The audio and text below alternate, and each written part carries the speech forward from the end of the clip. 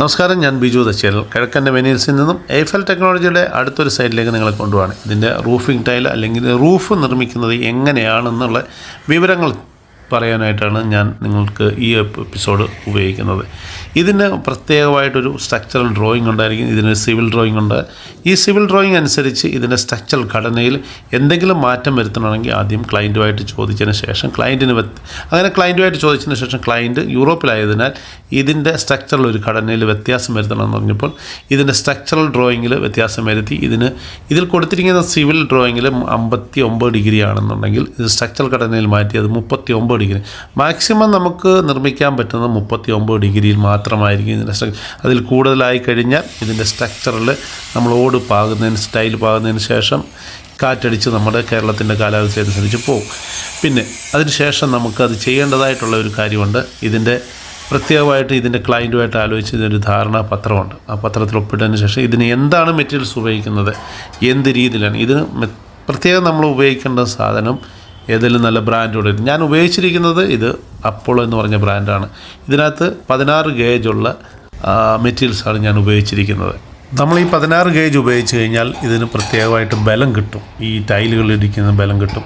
അങ്ങനെ ആദ്യം ഈ മെറ്റീരിയൽസ് വന്നതിന് ശേഷം ഇത് എല്ലാം പ്രൈമർ അടിച്ചതിന് ശേഷം ഇതിൻ്റെ ഡ്രോയിങ് അനുസരിച്ചുള്ള ഡിഗ്രിയിൽ കട്ട് ചെയ്ത് ഇതിൻ്റെ സ്ട്രക്ചറുകൾ പാകിയതിന് ശേഷം ഇതിൻ്റെ പർലിങ് ഇടുന്ന ജോലിയാണ് അടുത്തത്. പർലിങ് ഇടുക എന്ന് പറഞ്ഞാൽ ഇതിൻ്റെ റൂഫിംഗ് ടൈലിടുന്ന അതിൻ്റെ ഒരു അളവുണ്ട്. അളവിനനുസരിച്ച് 2 ഓടുകൾ തമ്മിൽ വെച്ചിട്ട് അതിൻ്റെ പർലിങ്ങിൻ്റെ അളവ് നോക്കിയിട്ട് ആ പർലിങ്ങിനൊരു പ്രത്യേകമായിട്ടൊരു ഡൈ ഉണ്ടാക്കിയതിന് ശേഷം താഴെയാണെങ്കിൽ നമ്മൾ ഈ മഴവെള്ള പാത്തി വരുന്ന ആ എഡ്ജിൽ ആദ്യത്തെ 1.25 ഇഞ്ചിൽ 1.5 ഇഞ്ചിൻ്റെ പർലിങ് പട്ടിക ആണ് നമ്മൾ സ്ക്വയർ ട്യൂബ് വെക്കേണ്ടത്. അതിനുശേഷം ബാക്കിയെല്ലാം 1 ഇഞ്ചിൻ്റെ പട്ടികയാണ് എന്ന് പറഞ്ഞാൽ പർലിങ്ങാണ് വെക്കേണ്ടത്.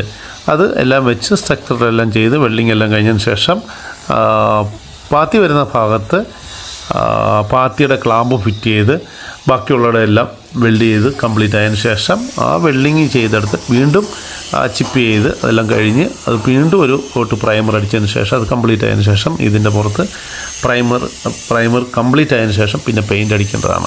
പെയിൻ്റ് അടിച്ചെല്ലാം കംപ്ലീറ്റ് ആയതിനു ശേഷം നമുക്ക് എവിടെയെല്ലാമാണ് കിളിക്കൂട് അല്ലെങ്കിൽ മറ്റുള്ള രീതിയിൽ ഡിസൈൻ എല്ലാം മാറ്റുന്നത് അവിടെ എല്ലാം റെഡിയാക്കിയതിന് ശേഷം പെയിൻറ്റും അടിച്ച് ക്ലിയർ ആക്കിയതിന് ശേഷമാണ് ഇതിൻ്റെ പുറത്ത് ഓട് പാകുന്നത്.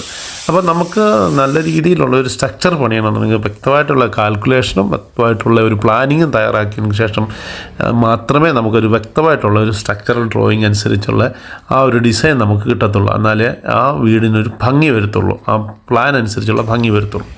നമ്മൾ ക്വാളിറ്റിയുള്ള വർക്ക് എടുക്കുമ്പോൾ തീർച്ചയായിട്ടും ക്ലയൻറ്റിന് ക്വാളിറ്റിയുള്ള വർക്ക് തന്നെ കൊടുക്കാനായിട്ട് സാധിക്കണം. അപ്പോൾ നമ്മുടെ കൂടെയുള്ള വർക്കേഴ്സ് അതുപോലെ തന്നെ ക്വാളിറ്റി ഉള്ളതായിരിക്കണം. നമ്മൾ 1-2 ദിവസം കഴിയുമ്പോൾ നമ്മുടെ വർക്കേഴ്സിൻ്റെ ക്വാളിറ്റി നമുക്ക് മനസ്സിലാക്കാൻ സാധിക്കും.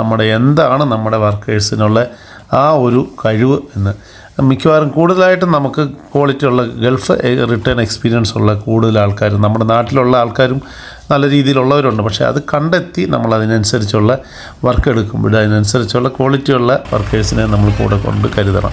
പലർക്കും ഇന്ന് പറ്റുന്ന അബദ്ധങ്ങൾ, നമ്മൾ എങ്ങനെയെങ്കിലും ലാഭത്തിൽ എവിടെയെങ്കിലും ഒരു വർക്ക് കിട്ടുന്ന കഴിയുമ്പോൾ പെട്ടെന്ന് ചാടിക്കൊരു വർക്ക് എടുത്തിട്ട് അത് കുളവാക്കി നാശമാക്കി അതിന് വീണ്ടും പല പ്രശ്നങ്ങളൊക്കെ ആക്കി കൊടുക്കുന്ന ഒത്തിരി സംഭവങ്ങൾ നമ്മുടെ നാട്ടിൽ നടക്കുന്നുണ്ട്. എന്നാൽ നല്ലൊരു വർക്കറിനെ അല്ലെങ്കിൽ നല്ലൊരു ക്വാളിറ്റിയുള്ള ഒരു ക്ലയൻറ്റിനെ അല്ലെങ്കിൽ കിട്ടണമെന്നുണ്ടെങ്കിൽ നല്ലൊരു കമ്പനി ഉണ്ടായിരിക്കണം. ആ കമ്പനി എന്ന് പറഞ്ഞാൽ ക്വാളിറ്റി അനുസരിച്ചുള്ള ചിലപ്പോൾ 10 രൂപ കൂടുതലായിരിക്കും. പക്ഷെ നമ്മൾ ആൾക്കാർ വിചാരിക്കും 10 രൂപ കൂടുതലോ അവന് പൈസ കൂടുതലോ എന്ന് അങ്ങനെ ചിന്തിക്കാത്ത രീതിയിൽ നല്ലൊരു വർക്ക് ബ്രാൻഡ് അനുസരിച്ചുള്ള വർക്ക് നമ്മൾ ചെയ്തു കൊടുക്കുമ്പോൾ അതിനനുസരിച്ചുള്ള തുകയാവും. അപ്പോൾ അത് ഏറെക്കാലം ഈട് നിൽക്കുമെന്നുള്ള ഗ്യാരണ്ടി തീർച്ചയായിട്ടും കൊടുക്കാൻ സാധിക്കും.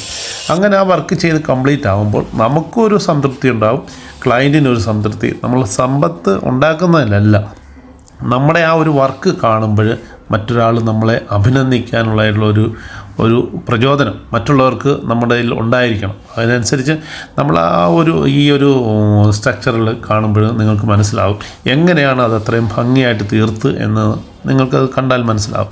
ഇതിൻ്റെ ആ ഒരു കാർ പോർച്ചിൽ വന്നിട്ടുള്ള ആ വൈഡായിട്ടുള്ളത് മാറ്റുവാനായിട്ട് ഒരു ഡബിൾ ലെയർ കൊടുത്ത് അതിനെ മാറ്റി അത് അത്രയും ഭംഗിയാക്കുവാനായിട്ട് സാധിച്ചു.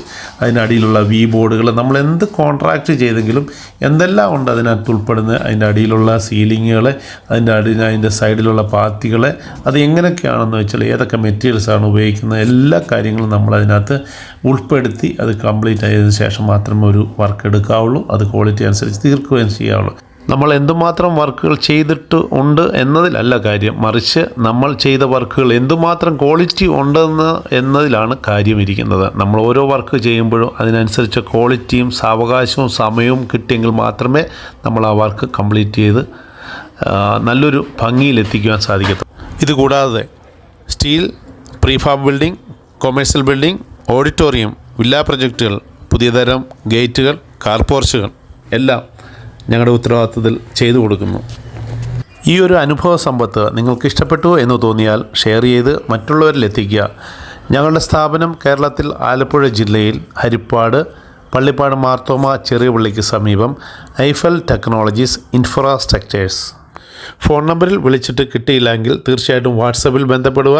7510661696 9747661696 +39 388 652 888 4.